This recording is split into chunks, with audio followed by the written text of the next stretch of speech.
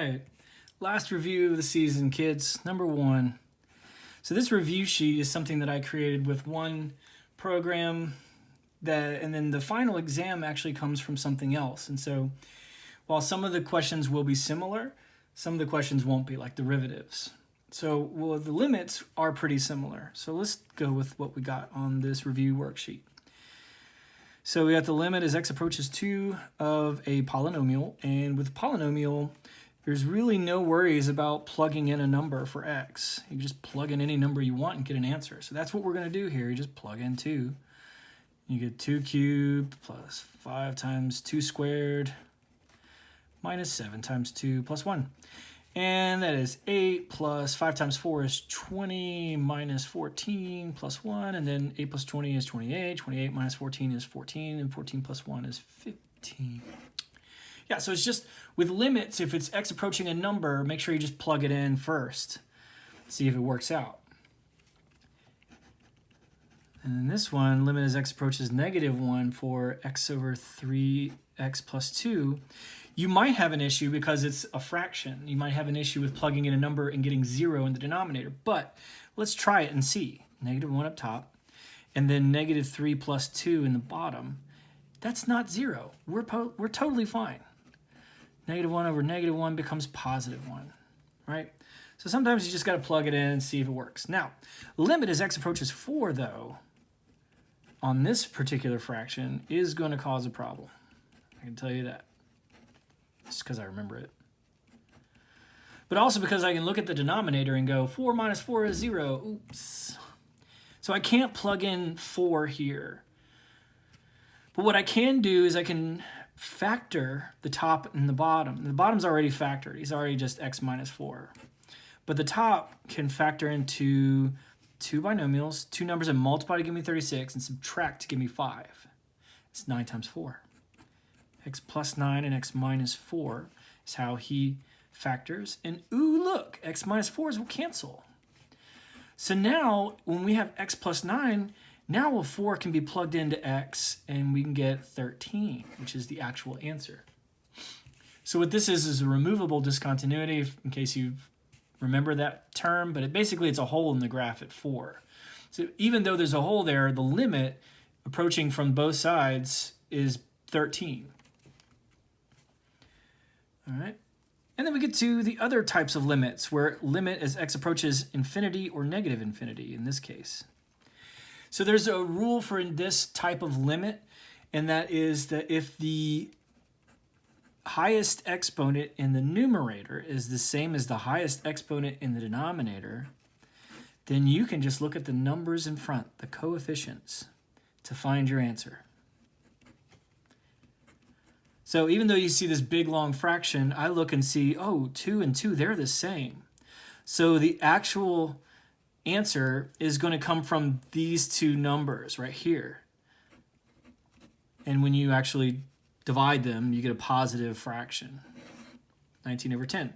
All this junk, I don't care. It's not the highest power. And this only works with limit as x approaches infinity or negative infinity. Like number 5.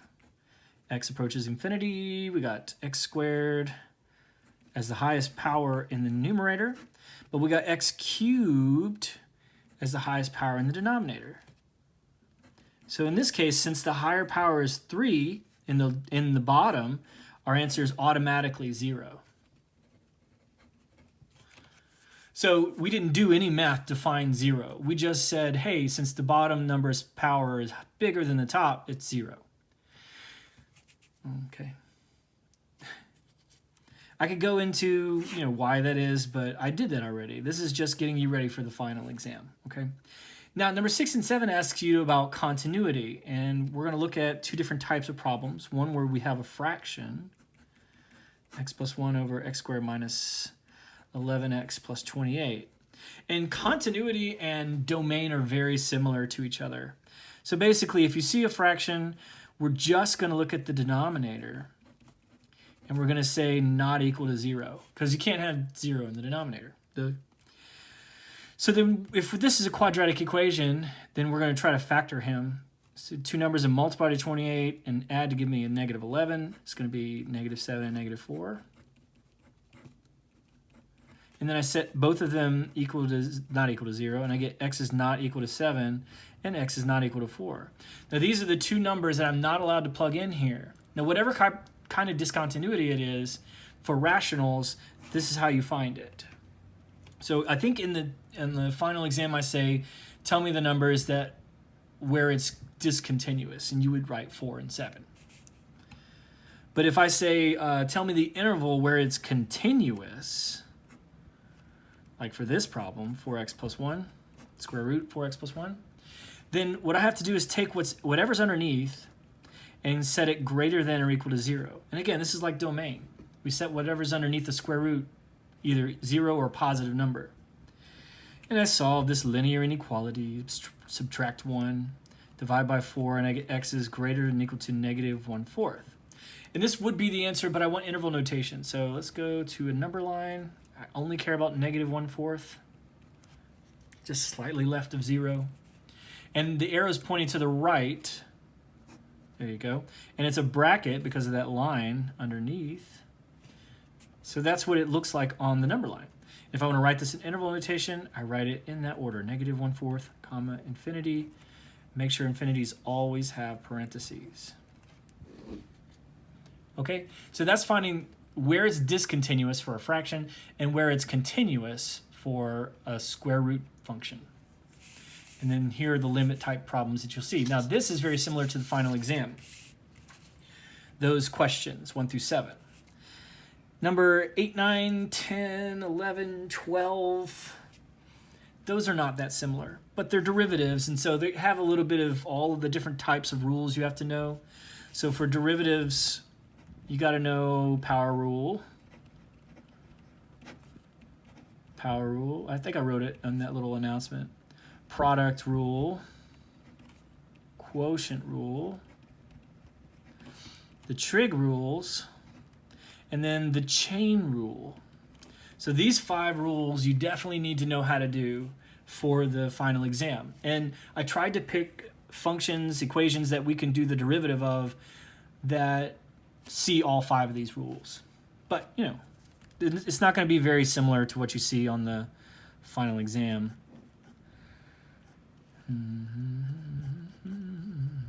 So when you have a polynomial, then the power rule is what you're going to use. So when you look for the derivative, you multiply down, subtract 1, multiply down, subtract 1, and then numbers become 0. Boom, done, right? Power rule, lovely.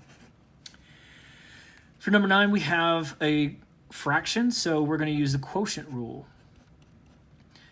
Okay, and so for the quotient rule, you can either use the formula, which is, I think, low d high. So let's say if it's f over g, then the derivative would be g times f prime minus f times g prime all over g squared, right? This is just a little formula thing in case you're doing it with the formula.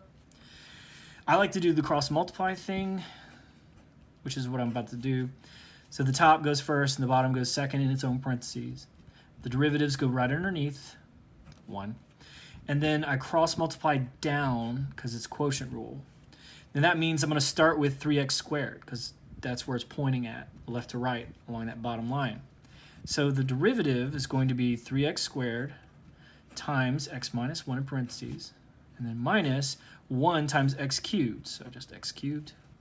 And that's all over the denominator squared. Okay, and this follows the formula, right? F prime, the top is derivative times g, and then the g is derivative times f, and then g squared. Same thing. It's just, you know, 2 different ways to go about it. Anyway, when you get to this point, though, you got to clean it up because this is all multiple choice. You know, you're welcome for that. I had to go through for all these questions that didn't have multiple choice answers and think up multiple choice incorrect solutions. And that's a lot harder than you might think for some reason. All right. Distribute, blah, blah, blah. Combine, you got this guy, and they become 2x cubed, and then minus 3x squared, and that's all over x minus 1 squared.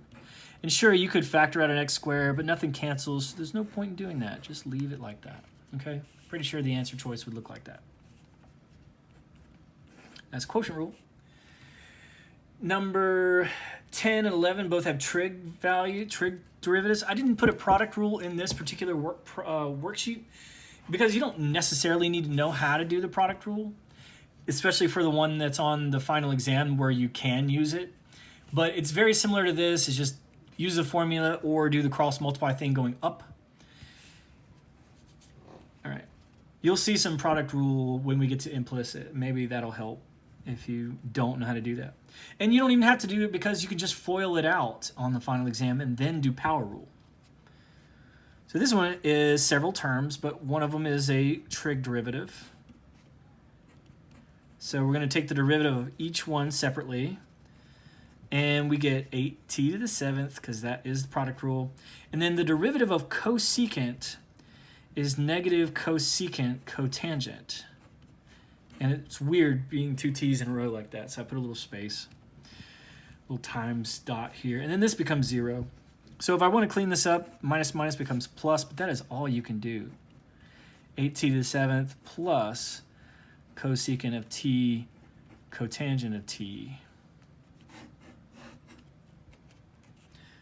So if I remember correctly, there's one on the final where you're asked to just sort of remember the derivatives of secant and cosecant or cotangent and secant. I can't remember. But it's something similar to that. And then there's another one where it asks you to do something else. And I need to do a problem like that, and I don't see one on the final exam review. So let's do that now. Instead of looking at 11, because 11's not on there, let's look at made up problem 10.5. So here we have, let's see, I don't want to do the exact problem, so let's try to do something different. So cosine to the 4th of 3x. This is something very similar to what you see on the exam. So with this one, you got to think of this as actually like this, cosine of 3x in parentheses raised to the 4th power, like this. It's the same thing. But this one does maybe throws you off when you think about chain rule, whereas this one is you see the inside function, the outside function maybe a little better. So when you use the chain rule, you do the outside derivative, and that's power rule. Bring down the 4, subtract 1. And then you multiply by the derivative of the inside. So the derivative of cosine of 3x is going to be negative sine of 3x. But then it's another chain rule because there's this other parentheses, outside and inside within the bracket. So the outside derivative is here, negative sine of 3x, and then times the derivative of the inside parentheses, which is 3. And then last, put that original cosine of 3x inside that bracket. And then this is the full derivative, right? So it's 4 bracket to the 3rd, and then derivative of the inside with the parentheses, and then the derivative of the parentheses. There's 3 parts. Yeah. Now, if we want to clean this up, put it all together, we have a 3 and a negative and a 4 that can all multiply together. Get you negative 12. You have this cosine to the 3rd, which you can rewrite like this, if you want. And then you have the sine of 3x with no power on it. That's the clean, real nice version. So I hope you looked at this before you took the final exam. I realize that this problem is on the final exam, whereas it's not on the final exam review. And hopefully you do okay. It's just the chain rule with the trig function. All right. Let's skip 11. Number 12. Number 12 is a chain rule, so it's a little bit more practice with chain rule, but instead of the square root of 11r minus r to the 7th, I'm going to say this is 11r minus r to the 7th in parentheses raised to the 1/2 power. So again, it's about rewriting it so that you can see the chain rule thing that's going on. Q prime, outside power, bring down the 1/2, raise to the negative 1/2, because right, when we subtract 1, 1/2 minus 1 is negative 1/2. And then we multiply by the derivative of the inside, which is not a chain rule. Again, it's just normal. Derivative of 11r is 11. Derivative of r to the 7th is 7r to the 6th, right? But the original thing has to go in your derivative. Like so. 11r minus r to the 7th has to show up here. So here we have a thing that's going to go down, and we have a thing that's going to stay up, and we have a 2 down here as well. So the 2 is going to go down because of 1/2. We clean this up. And then we're going to put this thing down there as a square root. Or you can leave it to the 1/2 power if you want. Just the answer choice looks like this. And then this thing stays up here. So 11 minus 7r to the 6. And that's the correct answer for number 12, and something that looks similar to it that might be on the final exam. Can't quite remember. I think it is. It's been a while. I wrote it this weekend, and now it's Monday. 13. So here we have to find an equation to the tangent line, and I know there's a problem like that on the test. So here we have x minus x squared, and the point is -2 comma -6. So this is one of those problems that you can get confused with a different type of problem from chapter 4. I want to make sure that you remember how to do this correctly. The first thing is to understand that if we're going to write the equation of a line, we're going to need a formula for that, and that is this formula. And hopefully you have this formula just, at the ready when you take the final exam. So we need x1 and y1, that is right here, they gave that to you. But we also need m. And the way we find m is by taking the derivative. So y prime is the derivative of x1 minus the derivative of x squared, which is 2x. And what you want to make sure you don't do is set this equal to 0. Don't set it equal to 0. Don't do it. That's chapter 4. Instead, we're going to take this number, x, and we're going to plug it into x. And that's going to give me my slope. So 1 minus 2 times -2 is like saying 1 plus 4, which is 5. And that's what we're going to plug in here. So y minus -6 becomes +6. M is 5. And then parentheses x minus -2 becomes +2. Because minus minus, right? Minus minus, minus minus. Okay. All right, so we just need to distribute. Because it's multiple choice, they're in this form, y equal to blah, blah, blah. So we're going to distribute, and then we're going to subtract 6, and we'll get y equal to 5x plus 4. That's the equation of the tangent line. Yeah. That's how you do that. Implicit differentiation. All right. So I put one of these, and again, these aren't very similar to the ones that are on the final, but they have some of the same elements. Like this one is got a product rule going on. So you got to know how to do that, because I think the second implicit problem has a product rule in it. And so we got to remember that with the product rule, we go the first one times the derivative of the second, that's dy dx, plus the second times the derivative of the first times 1. And then you're done with the product rule. And then the derivative of x is 1, and the derivative of 2 is 0. Please make sure you do that. So you're left with this. Now all you got to do is solve for this guy. So you got to move those over there by subtracting, doing the opposite. -y minus 1. And then dividing by the thing in front. And oh look, here we go. -y minus 1 over x. Now when you guys did the quiz, I asked you to turn in your work so I could see if you got to this point without having to look at the answer choices. But now that we have a multiple choice exam, you need to understand that if you see this sort of thing in the numerator, it's like somebody factored out a -1 from both of them, like so, and then brought this -1 as a negative in front. Does this make sense? Okay. So it's like this is an understood parentheses here for the answer choice that you would look at. All right. But if you're showing me your work and you got to this point and stopped, I would give you credit. You'd be fine. Number 15 is got a trig function in it, and I don't think either one of the implicit differentiation problems have a trig function in it, but just for form's sake, let's just do it. This becomes 4x to the third. No dy dx, there's no y. This one, the derivative is cosecant squared of y, but there is a y involved, so it's dy dx. Now I want to divide both sides by the thing in front, and I get this. And if you did the quiz, you may remember this problem. This is a good answer. However, I really like if you brought this cosecant squared up, since it's 1 over cosecant, as sine. Negative 4x cubed and then sine squared of y. I like it a lot, this form. Anyway. All right, so we got 4 more problems. Got number 16. Asks you to find extreme values. So this is the one where when you do take the derivative, you do set it equal to 0. So that's what we're going to do.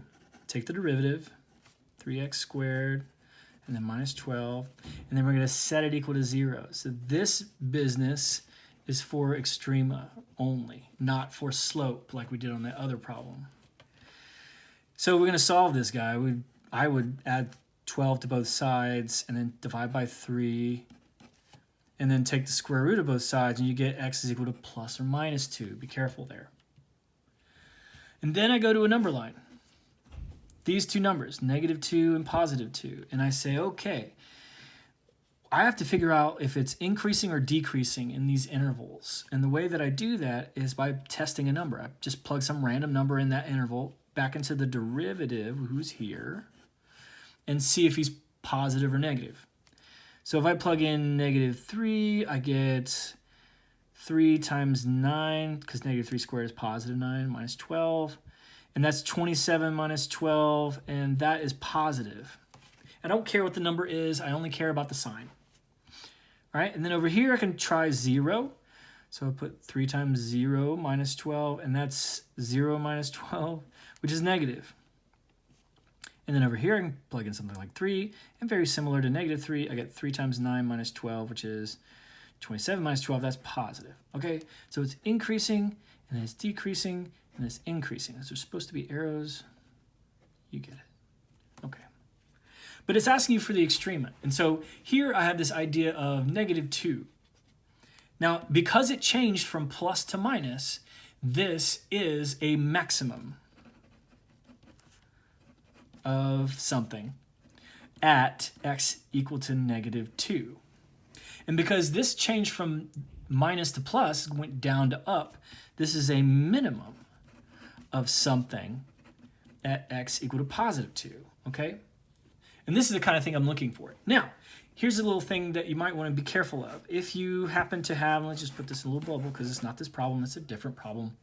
If you happen to have two numbers like 0 and 4 and negative 1, and you see that this is positive and this is negative and this is negative and this is positive, this is just random. I'm just randomly assigning you. I want you to see that this goes from up to down, so there is a maximum here, max. And this goes from down to up, so there is a minimum here, min. But this is nothing, because it went from minus to minus. Same thing if it had been plus to plus. This is nothing. So this number right here is not going to get done with anything. You're going to, X him out. I don't care about him. Okay. Back to the original problem. What we want to do is take this x value and plug it back into the original equation. So for the max, we're going to say y is equal to negative 2 cubed minus 12 times negative 2 plus 2. And it's negative 8 plus 24 plus 2. And I do actually care about what this number is, so I got to finish it out. 26 minus 8 is 18. So it's a max of 18 at x equal to negative 2. And then for the min, I'm going to plug it into the original equation as well. I get 2 cubed minus 12 times 2 plus 2. And that's 8 minus 24 plus 2. That's 10 minus 24 is negative 14. So I have a min of negative 14 at x equal to 2. This is the answer. And that's how you find local extrema. Be careful that if it's the same sign next to each other, that's nothing. Don't plug that in. Don't do anything with it. Just x through it and forget it. For 17 and 18, I had to add 18 myself into this because I don't know why I've never asked this before in Cal 1, but concavity comes from second derivative, and I actually blame the book on this one. It's not my fault, I swear. So the first one is something we definitely did. You know how to do this. Find increasing is just like what we did up here. We're going to, once we finish this point, we're not going to do any of this. We're just going to write the intervals where there's positive, increasing. And if it was decreasing, I would look for the negative intervals. So here we're going to do the derivative. Multiply down, we get 2/4, which is 1/2 x, subtract 1, and then minus 1/2 equal to 0. All right, now I'm going to solve this. It's a linear, so I'm going to add 1/2 over here. And then if I divide both sides by 1/2, I get x equal to 1. That's just one way to do it. There's other ways. So you find 1 is the only number you care about for the first derivative. And so we're going to put 1 on a number line, and then we're going to plug in numbers into this derivative to figure out if it's positive or negative. So like 0. We'll have 1/2 times 0 minus 1/2. Well, that's negative. And then over here, if I plug in 2, I get 1/2 times 2 minus 1/2, and that's 1 minus 1/2, which is positive. So it's decreasing, and then it's increasing, and I asked for where it's increasing, so from 1 to infinity would be your answer for increasing.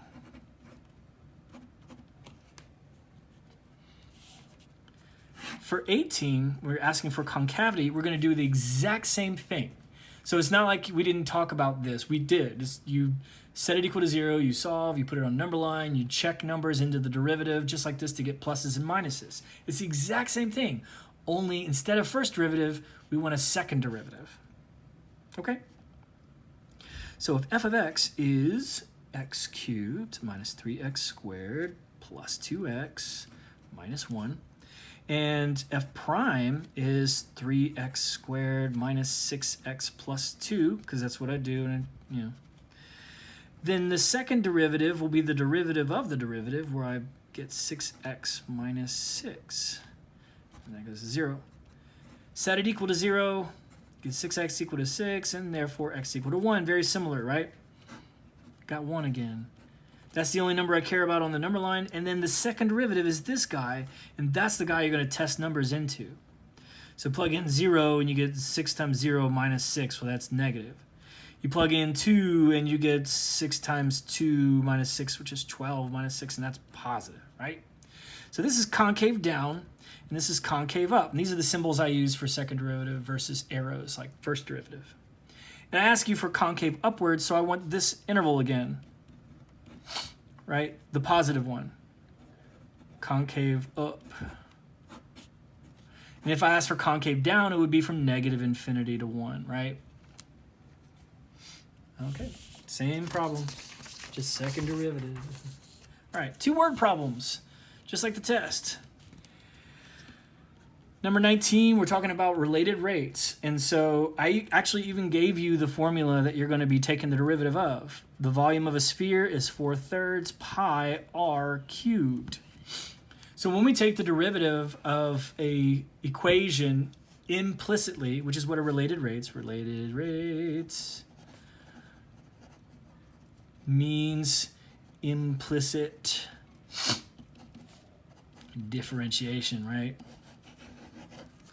So, taking the derivative of v, I get dv dt. Everything's to t.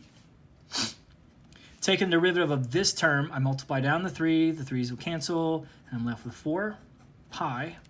And then subtract 1, and I get r squared. Now, there's an r, and so there has to be a dr dt. There's your derivative. Now I just need to plug in some numbers. So what did they give me? They gave me that dv dt is 4.5 inches cubed per minute. And they gave me that the radius is 2 inches. And I think the one in the final exam says diameter. And in case you've forgotten, and when it comes to spheres and circles, diameter is actually 2 times the radius. Just as a little thing to remember. Okay, so we're just going to plug these 2 numbers in. We got 4.5, boom.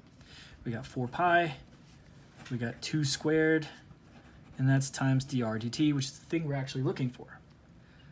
So this is 4, that makes 16 pi. 4.5, the RDT. And then I want to divide by 16 pi on both sides, and I'll get my answer that way. Now in your case, you want a exact answer. You don't want a decimal. So I would move this decimal over one place, and I would get 45 over 160 pi. And then a 5 goes into both of them to be left with 9 in the top, and then 332. Like so. Now, I don't think I have a decimal like that on your problem because I didn't want to cause that kind of issue. But if you really want to do decimals, you can just check your answer choices by plugging them into your calculator to find their decimal equivalent. Okay, number 20 is a optimization problem. Optimization is all about finding local extrema. So the related rates is like implicit differentiation problem. Optimization is like an extrema problem. And with those, we have to have one variable on the right side of the equation. So, and to know what equation to use, we look and see what is being maximized. It's area. Area is maximized. And so they want an area equation. And we're enclosing a rectangular pasture. So we're going to draw a rectangle. And we're going to say length times width. Right? That's the area of a rectangle. If you want to draw a picture, please do so. Length and width. Okay. Now, I think with yours, you have 3 different pins. And so let's say if I had this off to the side, I don't want you to think this is that problem, something different. If I had this kind of problem where I had 3 pins and this is a barn, like what you have, I would call this length and I would call this width again, but each one of these lines is a width. And if you're looking for total number of fencing, then you need to add them all up. Just not this side. That's for the problem on your final. This is for this problem on the sheet, and there is no barn, and there are no individual pins. It's just one big rectangular field. So we want to maximize area, but we can't take the derivative yet because it's 2 different variables. So instead, what we got to do is we got to look at this other thing they gave us, which was 100 feet of fencing, and that 100 feet is the total perimeter. So it's length plus width plus length plus width. That's 2L plus 2W. When you add them together, is equal to 100. And what we can do is choose one of these letters to solve for, to get it by himself. Subtract 2W, and it looks like this, right? And then divide by 2 out of all these, and I get 50 minus W is L. So this guy is going to go here. That's the point. So now area is 50 minus W times W. Right? This W is still there, but now L is this thing. And I'm going to distribute before I take the derivative. Or you can do the product rule if that's something you're into. Right? Now we're ready. A prime, I don't need the ADT or anything crazy like that. The derivative of 50W is 50. The derivative of that is 2W. And because this is an extrema problem, I'm going to set him equal to 0 and solve. So add 2W to this side. And then divide by 2, and we get 25. So I have the width is 25. And the length, I go back to this equation, and I say 50 minus 25. And that's 25. And those are the dimensions. I would say 25 by 25. And in their case, it's rectangular pasture to the side of the barn. Oh, there is a barn. Okay. Okay, I screwed up. So there is a barn. So that's why it's not 25 by 25. And you see that answer choice, and that's because that's what people would pick if they didn't read, like me. So let's try this again. Let's draw the picture.